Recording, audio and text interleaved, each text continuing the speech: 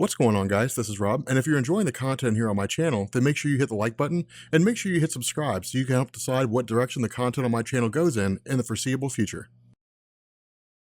Okay, so we've been covering a lot of Marvel stuff recently. Of course, we did the same thing with like DC, right? Like we covered the new 52 Batman run, and then Wonder Woman came out, so then we covered Wonder Woman for a week. So there were like 2 weeks or so where it was only ever really DC content. This last week, about a week and a half or so, it's largely been Spider-Man. Of course, I mean, it's Spider-Man. What YouTuber in their right mind would not upload Spider-Man content the week that Spider-Man comes out? But we're finally back into the habit of recording more DC stuff. And so what we're doing here is we're picking up with a continuation of Sinestro Corps War. Now, for those of you guys who are just joining us, if you've stumbled across this video or if it just kind of piqued your fancy, or hopefully the title was clickbaity enough for you to watch it, Sinestro Corps War was basically the first stage in this grand Green Lantern epic by Jeff Johns. And this is probably one of the most important stories during his 10-year run on the Green Lantern mythos, because this basically sets the stage for Blackest Night and the War of the Seven Lantern Corps. But in the last video, we had talked about how Sinestro, a former Green Lantern who had basically been cast out due to the fact that he used his Green Lantern superhero powers for the purpose of making himself a dictator, had gone back and basically formed his own Lantern Corps called the Sinestro Corps. And the idea here is that where the Green Lanterns derive their power from willpower, which is to say, as long as there are individuals out there that have the ability to overcome fear, who can meet their challenges head on and face them, then the Green Lanterns will always have their source of energy because they derive their powers from the emotional spectrum, from the willpower element of it. With the Sinestro Corps, it's almost the exact same way,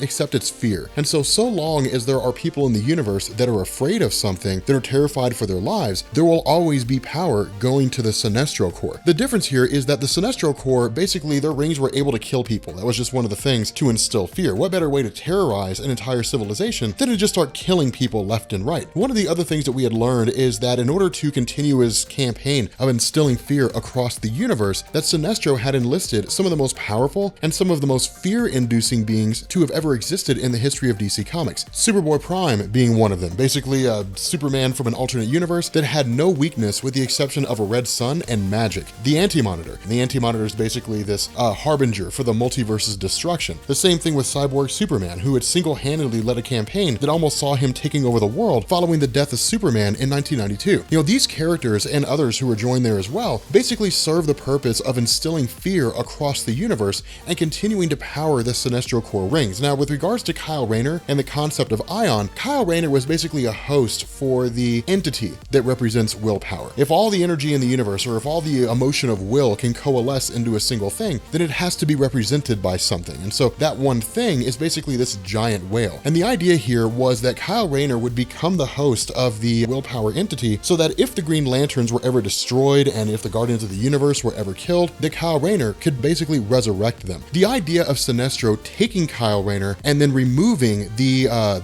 willpower entity of Ion from him and replacing it with the entity of fear in the form of Parallax was really more to like demoralize the Green Lantern Corps, I think, to basically take the greatest of them and then have that person fall and become the very villain that they're the most terrified of. And so what this story does as we start to get back into this is it basically picks up with a character by the name of Sodom Yat. Now, this is kind of cool because his character is really introduced to basically show us how bad things are getting for the superhero community. And a lot of this really deals with the idea of a kind of cybernetic, a sentient planet called Ranks. And Ranks is basically this character that had appeared over the course of DC's publication history something like 10 or 20 times. It was never a prominent thing. And the idea here was that Ranks was basically a planet that served the purpose of kind of being a place for villains and different folks to show up in. The idea was that eventually it led to a conflict between Guy Gardner, one of the Green Lanterns of Earth, and Ranks itself, which saw Ranks defeated. And so what this did is it segued directly into Sinestro Corps War in the sense that Ranks basically allied itself with Sinestro, if for no other reason than to see Guy Gardner and the Green Lanterns defeated. Now, the reason why this matters is because of the fact that the Green Lanterns themselves have Mogo. And Mogo, as crazy as it sounds, is just a giant planet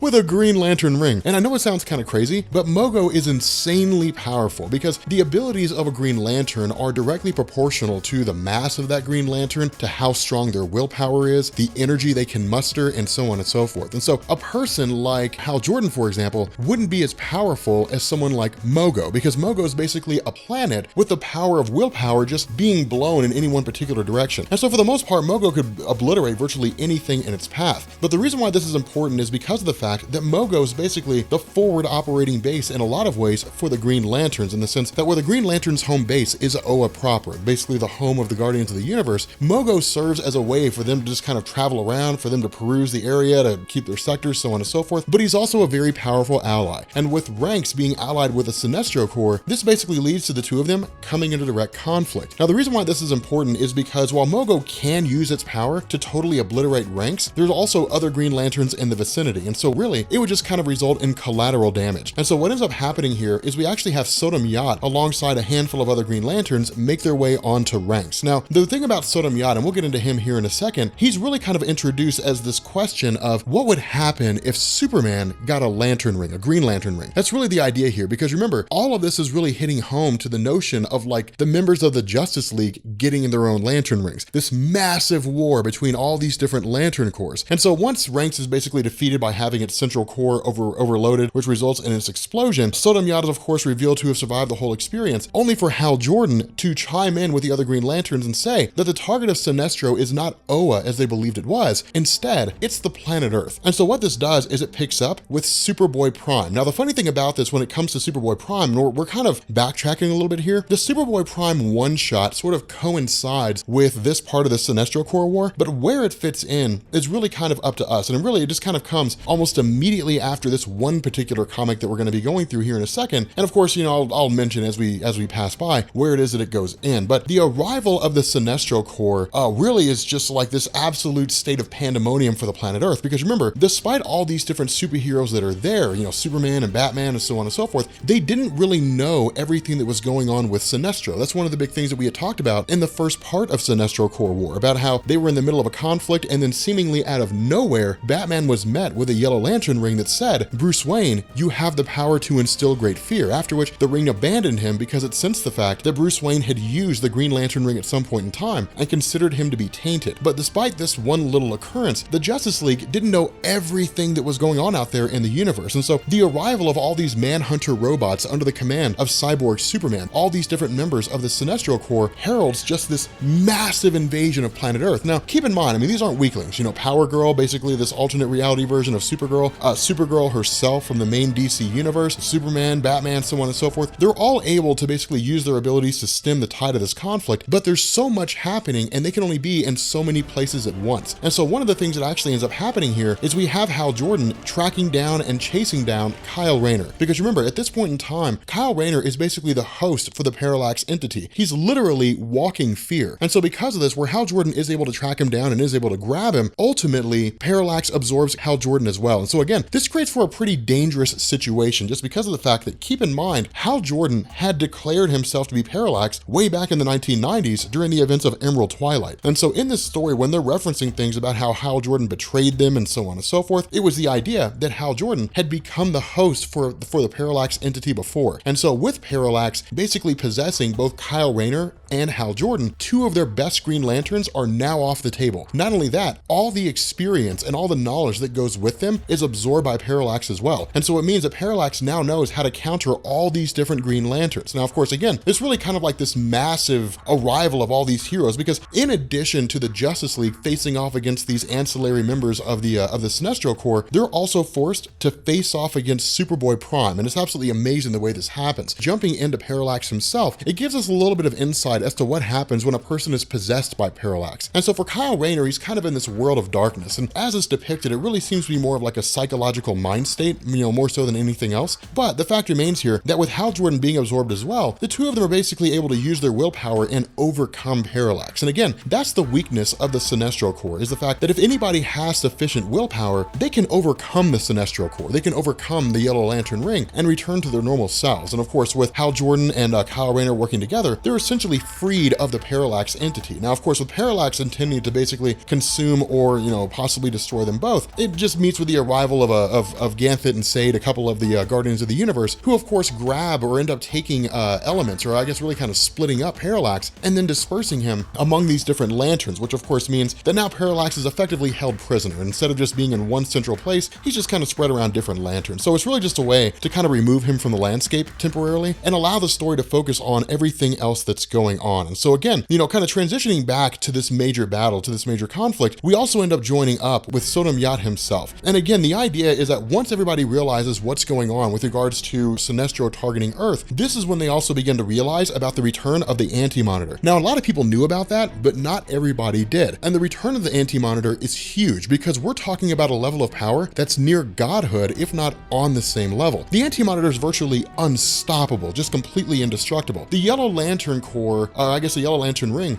doesn't really do much for AntiMonitor. Really, the AntiMonitor just kind of exists for the purpose of fueling the fear of Sinestro, which allowed him to create his own Yellow Lantern Corps in the first place. But really, I mean, if you were to give, the AntiMonitor a Yellow Lantern Ring, it wouldn't make any difference. It wouldn't matter. I mean, he'd still have an insane amount of power. It might complement those abilities, but given the power that he has, he doesn't need a Yellow Lantern Ring. It's kind of what I'm hitting home at here. And so with him being on the scene, the Green Lanterns also begin to realize just how dangerous everything is. But this is when we cue into the arrival of Sodom Yat. And Sodom Yat kind of pops up on the scene and basically becomes the new host for the entity of willpower for Ion. Now, the reason why this is so significant and the reason why this is so big is because this leads us directly into the whole idea of the prophecy of Blackest Night. With regards to the one shot of Superboy Prime fitting in between these two little segments here, we basically pick up after Superboy Prime had fought and wrecked all these different superheroes. And the idea is that Superboy Prime facing off against Sodom Yat is kind of complemented by Sodom talking about the whole event and running it over in his mind and commentating and so on and so forth, but it also gives us a little bit of insight into his character. And what happens here is DC basically goes back and grabs the idea of a place called Dachshund. Now, Dachshund was basically a planet that was introduced in 1963 in Action Comics number 312. I'm not going to swear to that though, but it was created by a guy named Edmund Hamilton. And Edmund Hamilton had found his claim to fame in science fiction novels. And so he was very big on writing stories that dealt with spacefaring adventures and things like that. And because of the fact that sci-fi had overtaken the popularity of comics of superheroes in the 1950s, it made sense that if DC was trying to reinstigate or trying to reinitiate this second renaissance of superheroes in the 1960s, that they would in turn grab science fiction writers to pull it off. And so Dachshund was introduced essentially as a planet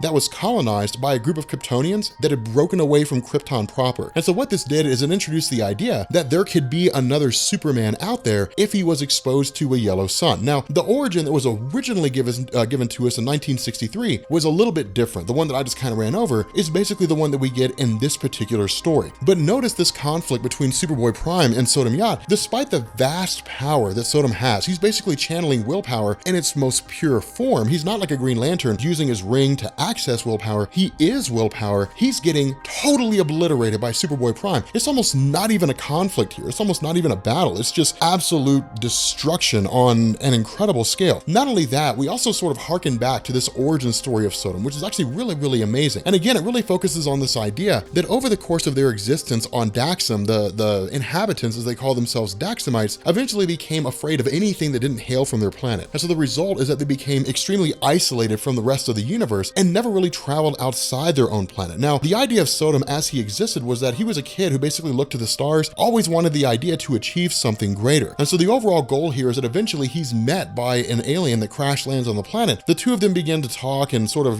exchange ideas and learn what the other's used to, only for Sodom's actions to be discovered by his parents, and then for this alien to basically be taken and to be killed and then used as propaganda. At the same time, Sodom's mind is just kind of wiped or at least modified, forcing him to come to the belief that the arrival of an alien would simply be the herald of destruction for their planet. Again, more or less brainwashing that's going on here, but where his parents had hoped that Sodom Yat would basically abandon the idea of looking to the stars, wanting to move beyond their planet and focus strictly on the role that his race was supposed to play. Instead, he basically said no, and it instilled in him an increasing fire to get outside of their world and to go see what was out there. But where he had finished building the ship, this basically coincided with the arrival of a Green Lantern Ring because of his willpower, because of his ability to overcome fear of the unknown. Ultimately, it led to him becoming a Green Lantern himself. Now, again, the reason why this is important is because he has Kryptonian heritage, and that's one of the things that he talks about as he's commenting on this fight with Superboy Prime. He starts to talk about the idea of, when he was basically met by the Guardians of the Universe, they said, look, you are part Kryptonian. When you're exposed to the yellow sun radiation of Earth's sun, you're going to start getting powers. But this is kind of cool because he doesn't have the ability to learn how to use those powers. I mean, if he wasn't in the middle of a fight for his life against against Superboy Prime, sure, Superman could sit him down and teach him how to use the various abilities that he has, but he's basically learning what he's able to do as he's fighting. The problem with this is that he's facing off against Superboy Prime, and Superboy Prime has a wealth of experience under his belt. He fought during Crisis on Infinite Earths, which means that Superboy Prime had faced off against the AntiMonitor. Superboy Prime had helped to instigate all the events of Infinite Crisis and has fought and defeated the entirety of Earth's superhero roster on 2 separate occasions. This is not some kid who's just kind of running amok and being angsty. This is a kid that's got all kinds of problems, but he's also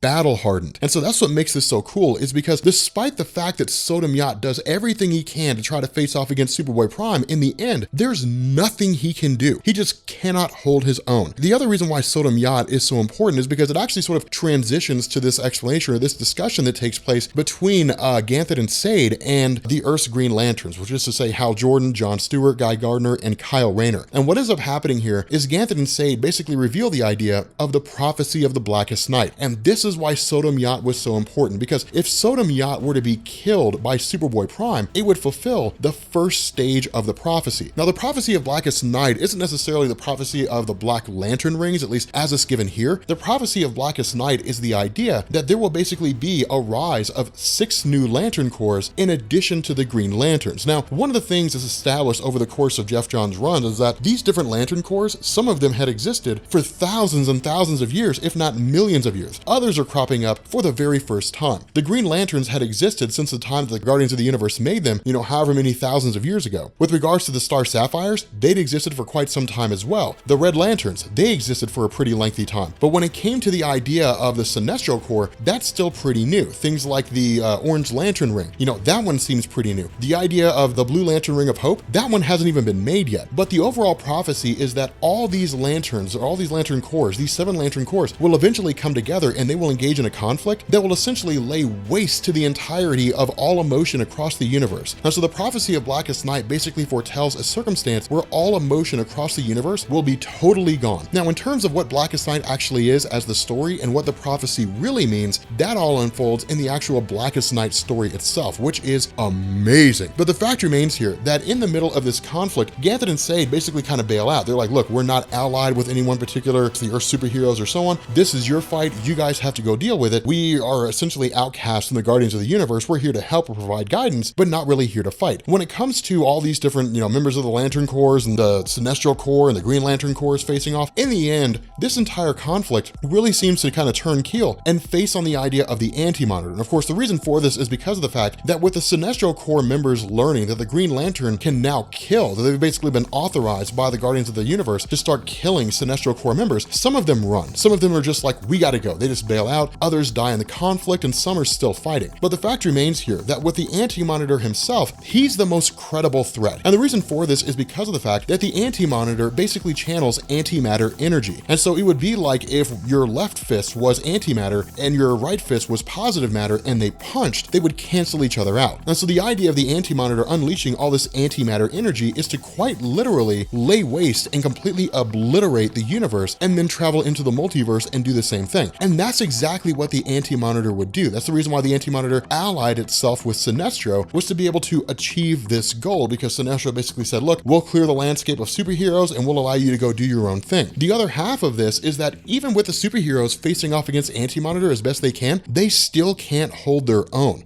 Now, of course, with Kyle Rayner being freed of Parallax, with Hal Jordan being freed of Parallax, and all these different guys, this basically leads to several fights all coinciding at the same time. For example, with the idea of Warworld, basically this giant planet, this forward operating base of sorts that's used by Sinestro for the purpose of allowing its forces to muster into a single location and then launch an attack on Earth. It's essentially this massive powerhouse of energy, because on Warworld resides the Sinestro Corps central power battery, basically the source of all their energy. And so it's basically this massive bomb, this massive explosive device. And so the idea of the Green Lanterns is to use this to basically hit the AntiMonitor with the full brunt of all fear across the universe and then hope to obliterate him in the process. At the same time, because of the fact that Kyle Rayner and Hal Jordan's rings have lost their power, owing to the fact that the Manhunter robots have the ability to absorb Green Lantern energy, this also leads to all these different things kind of winding down and coming to a close. For example, with Hank Henshaw, when this massive Warworld bomb is dropped on the AntiMonitor, or at least is hit into him, the idea of Hank Henshaw is that he'll finally be able to die. And that's one of the most tragic things about this, because remember, when Hank Henshaw basically became became Cyborg Superman before the events of the death of Superman, leading into the events after the death of Superman, he was a non-remorseful being. All he wanted to do was just destroy things. But the idea was that he had basically been faced with the notion that he had lost everything he loved and cared about when he became Cyborg Superman. And so he'd essentially been on this quest to die. And the idea was that he had allied himself with the AntiMonitor and Sinestro because the AntiMonitor said, when this is all done, I will kill you. You will finally be freed of your imprisonment. And so it's kind of an ironic thing because ultimately it's the Green Lanterns that seem to be engineering the process by which Cyborg Superman will die when he puts him into